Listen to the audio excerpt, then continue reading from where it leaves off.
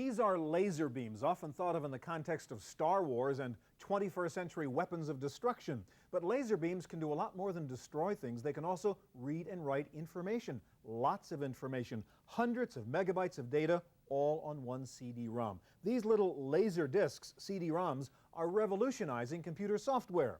Today, we'll take a look at the newest in CD-ROM software on this edition of the Computer Chronicles.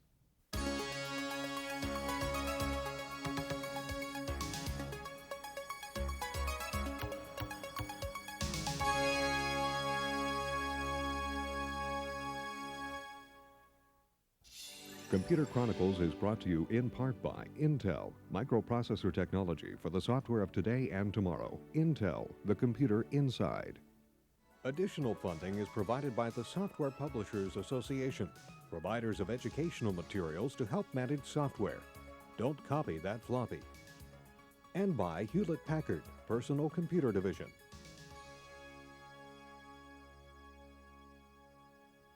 Welcome to the Computer Chronicles. I'm Stuart Chaffee, and with me today is Michael Nadeau, senior editor with Byte Magazine and author of the Byte Guide to CD-ROMs.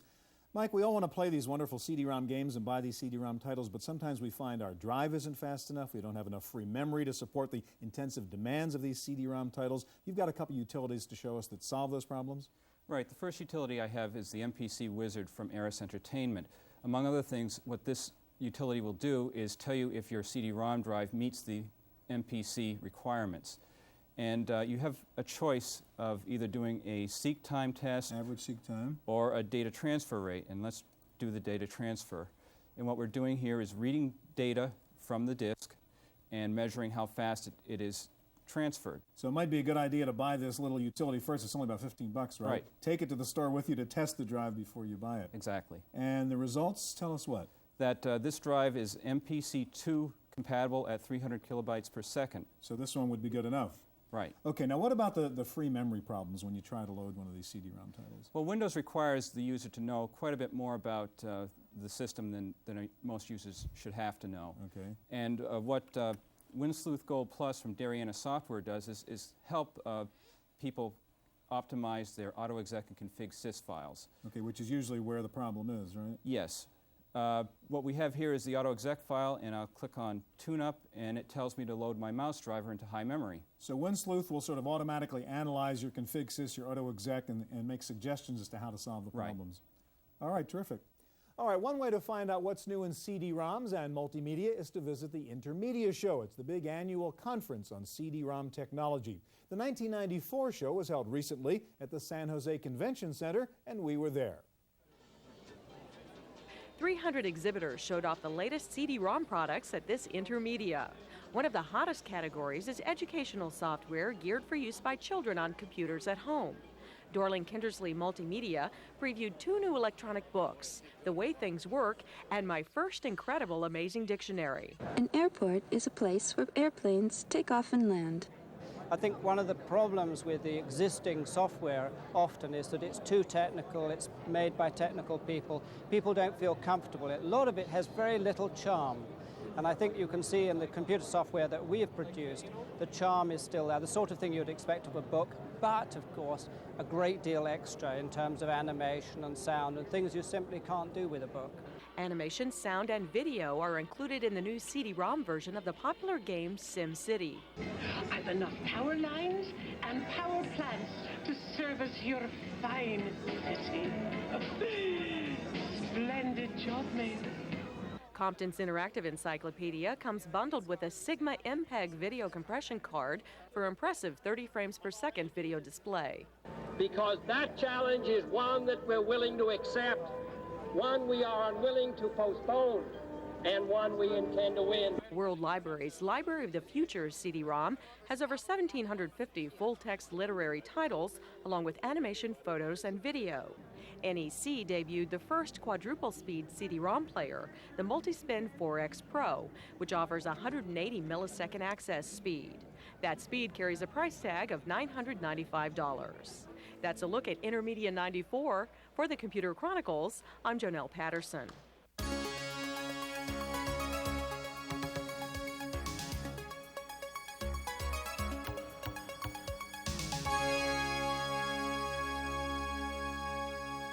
seems to be no end to what you can do with all that capacity on a CD-ROM. We have 3 examples set up now to show you.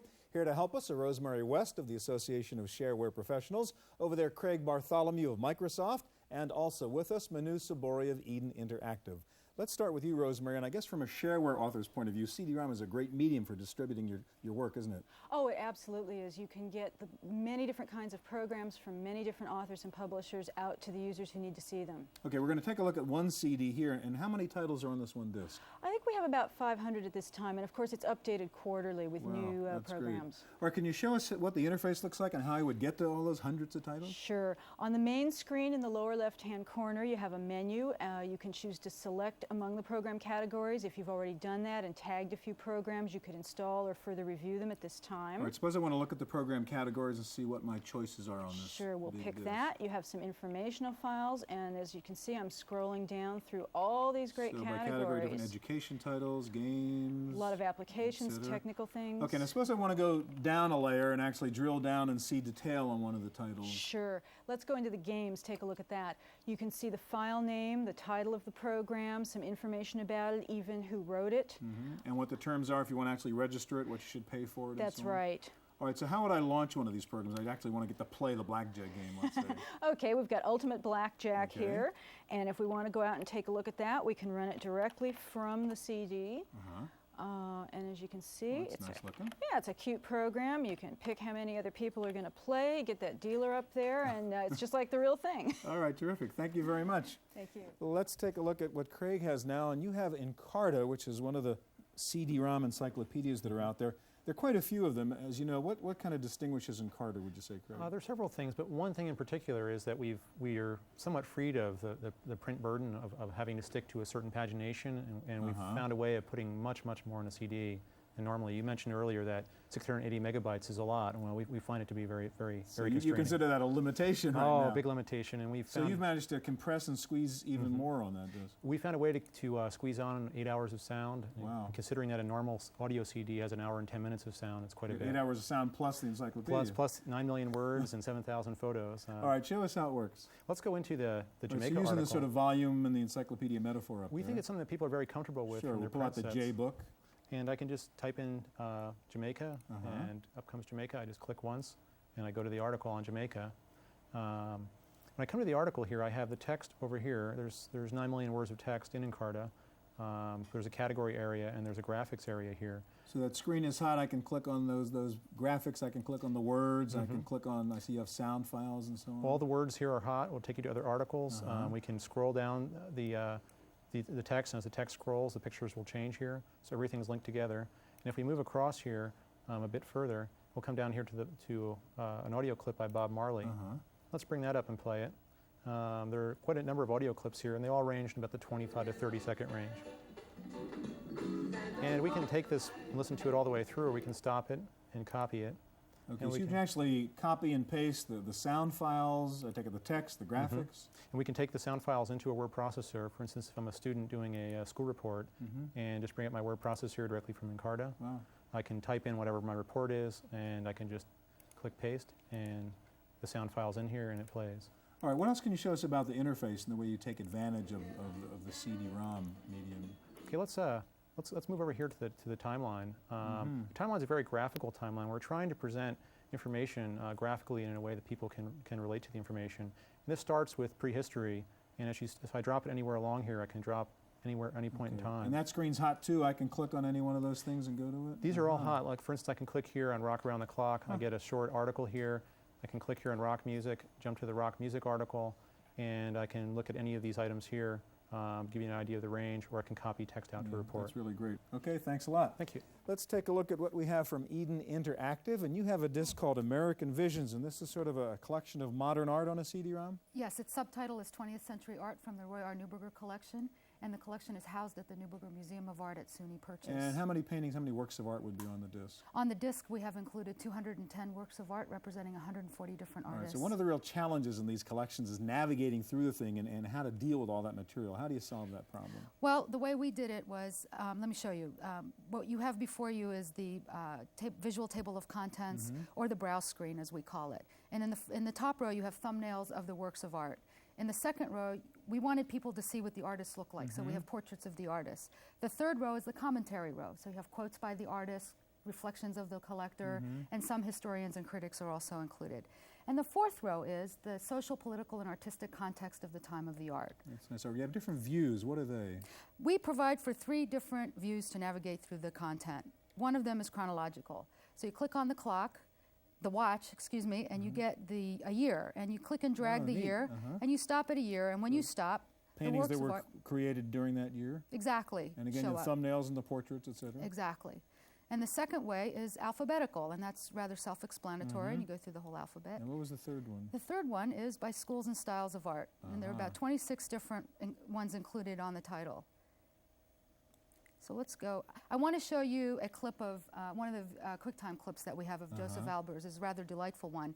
And we're going into the image screen now. So this is my chance to actually talk to the artist, what you always want to do when you look at a painting, right? Exactly, to hear their reflections. What I'm clicking on is the links, and the links are the thumbnails that were on the browse screen, but as they directly related to this particular painting. Okay, And so can we go to the let's clip? go to the clip. My 4 colors invite you to see 3. And not only that, they should also see that all these colors are opaque, not transparent, translucent, but you can't see them in another way. It's great. You can't just do that in the Isn't he museum, delightful? can you? That's No, wonderful. you can't. Another feature that I would like to show you, let's go back to the browse screen, is something that you can't get into a museum, get at the museum experience, and that is the detail of a work of art. And I want to show you a painting by David Park, and we'll go to P. I want to tell you also that this title has 24-bit color replications of the work of art, and that's different from anything else that's on the market right now. Okay, so you call up the Green Canoe painting by Park. Exactly. All right, so again, what you're saying is sometimes we think that, do you really want to see great paintings on a CRT, but you're saying, in fact, there's some things we can do with the computer that I couldn't do in the museum. In the museum. One of them you just saw was a clip of the artist, and another one is a detail. So you sort of zoom in, you mean? On a well, we've chosen the area of the painting to zoom in on. It's a file that's stored, and you use this icon to go to it, and you click on it, and you get the full screen version. Oh, that's great. You really see the detail. You see the brush strokes. Yeah, that's fantastic. Right. Okay, thank you so much. Thank you, Stuart. The Exploratorium in San Francisco is a kind of Please Touch museum where kids and grown-ups get to play with the latest technology. Right now, they're featuring over 100 new CD-ROM programs, so we thought we'd pay them a visit. There's nothing fragile about the exhibits at the Exploratorium.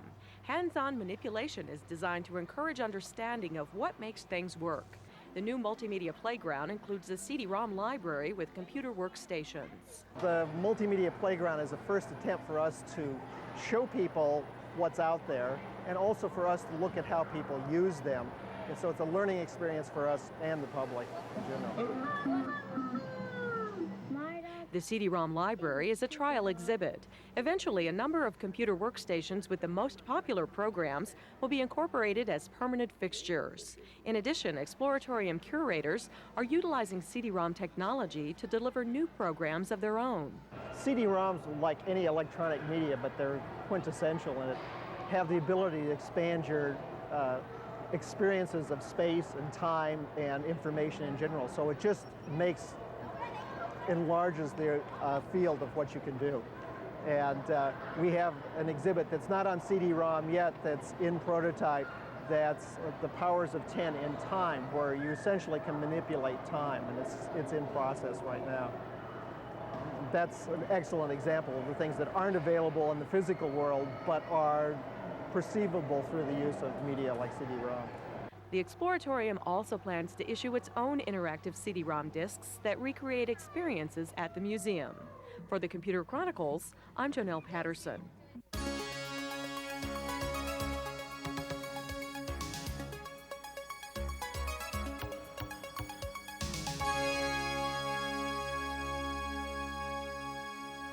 CD-ROMs provide a totally new medium for telling stories, all kinds of stories. Here to show us 3 very different examples are Roger Devine of the Voyager Company, Nick Roberts of Substance, and Kathleen Burke from Broderbund. All right, let's start with you, Roger. And the Complete Mouse is really a very unusual story. Tell us about it. Give us the background. Well, it's a memoir of a Holocaust survivor told by his son, Art Spiegelman. And what was unusual about it is that he told it in the form of a graphic novel, comics, if you will, where all the Jews were drawn as mice and the cats as the Nazis as cats, etc. What we've done is we put the entire book on CD-ROM plus a lot of supplementary material detailing not only the history behind the story but also the process involved in making a CD-ROM. The first section, the introduction, is called Making Mouse. It concentrates on what it took to make one page of the book, page 145. I'll go into the section where Art talks about having to interview his father to get the material. And what will happen first is that Art will come up and talk to us a little bit about that process. And then we'll get a chance to take a look at some of the interviews. So this will be a quick time video? Yeah, of Art Spiegelman here. Well, Vladek was a very good storyteller, and unlike certain survivors, was not reluctant to talk about it, although unlike certain other survivors, he had no specific need to bear witness. Right, you have an actual interview with his father. Yeah, that's on the next page here, and we'll bring this up. This is all material that's going into making up one page, page 145. So but after 3 days, they took us out from prison. Everybody who had to go to Auschwitz, and outside was standing a closed bus without windows. And at any point you can bring up page 145 and take a look at the final result and compare the transcripts to what wound up on the page, and etc. We can also take a look at some of the book as we have it in here, the 2 volumes of Mouse.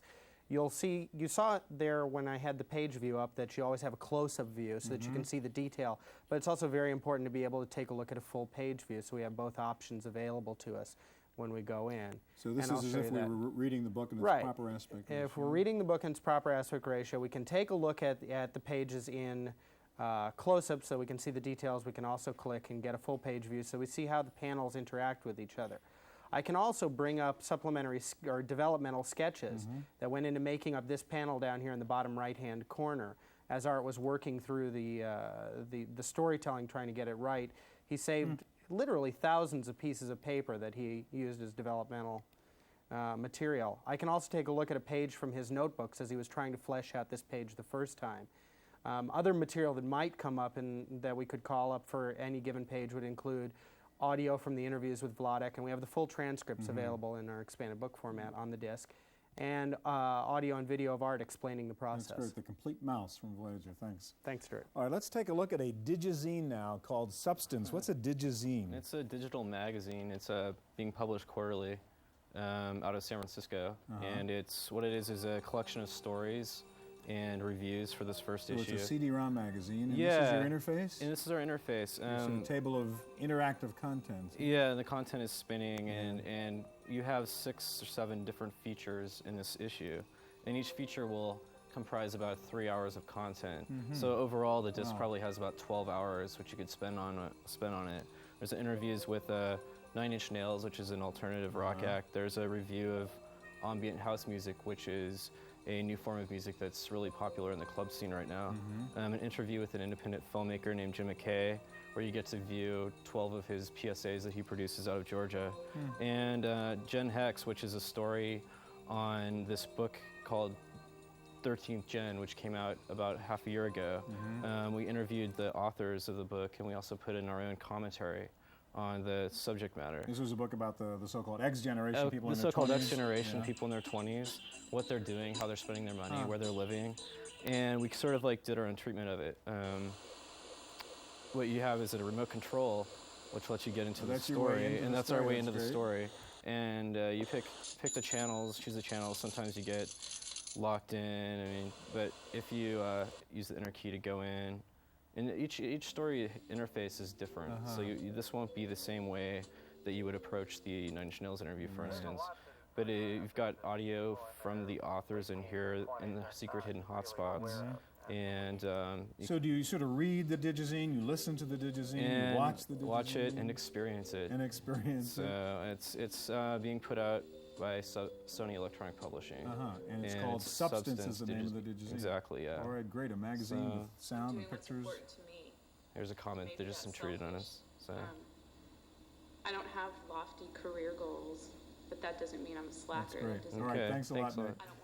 Okay, let's take a look at MYST. One of the great things about CD-ROMs is it makes for great games, and MYST, I guess, is the classic example of really pushing the envelope of CD-ROM technology. Show us MYST. My pleasure.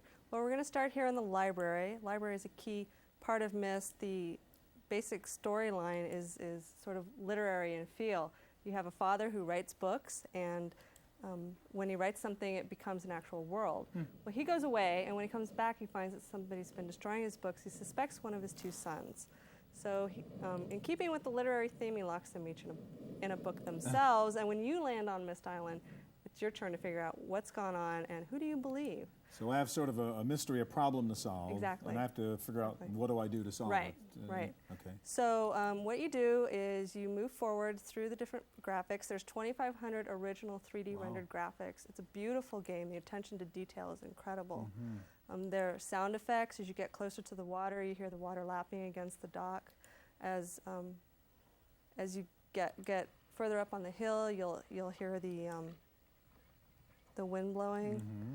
And there is also an original soundtrack. Right now I'm just sort of moving around, trying to get down to the dock. There's a hidden chamber down here that I'd like to take you to. Okay, There's a really nice example of the QuickTime animation use. The thing that makes MYST sort of a different adventure game than what's been done before is there are no time limits. There's no way to die. I mean, a lot of adventure games, you have to be careful what corner you go around because you might get killed, something might happen. So there's no vicious guys who are going out after you. You just have to really figure out what's going on. And so you're really encouraged to explore. So where are we now? We're going down into this hidden chamber, and when we get down to this pot thing, we're going to click on this little button and see what happens. Catherine, my love, I have to leave quickly. Something terrible has happened. It's hard for me to believe. Most of my books have been destroyed. Catherine. That's great. And this is also a nice sample of the music that's throughout the program. All right, MYST from Broderbund. Yes. Thanks a lot. Thank you. That's our look at CD-ROM software. Stay tuned now for this week's computer news on Random Access.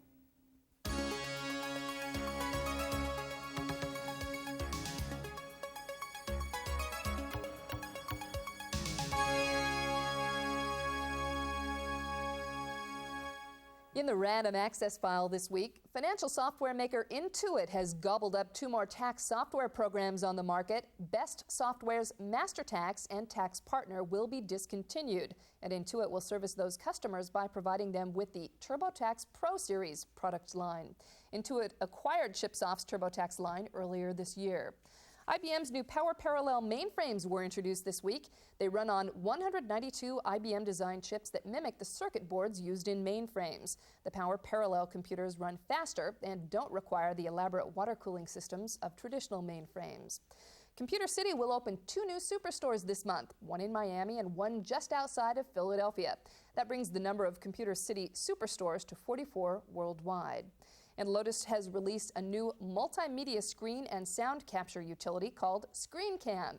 It lets you put screen application activity, cursor movements, and sound into an integrated file that can be saved and sent to work groups. The idea behind ScreenCam is to be able to explain your thoughts both visually and verbally to others as you share and develop documents. ScreenCam is priced at $75.